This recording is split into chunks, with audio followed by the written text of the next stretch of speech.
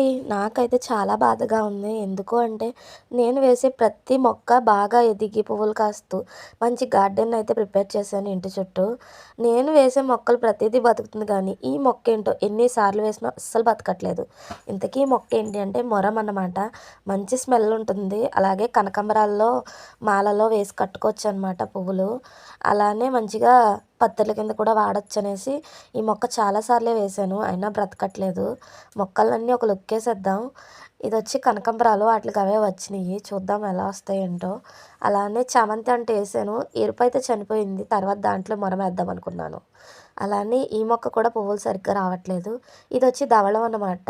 వెంకటేశ్వర స్వామి temple వెళ్ళినప్పుడు తీసుకున్నాను. చిన్నగా చిగురు మొదలైంది.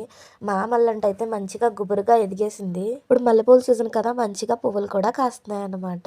మొత్తానికి ఈ మొక్క అయితే వేసేసాను. దీని గురించి అప్డేట్స్ తెలుసుకోవాలి అనుకుంటే నా ఛానల్‌కి సబ్స్క్రైబ్ అయిపోండి.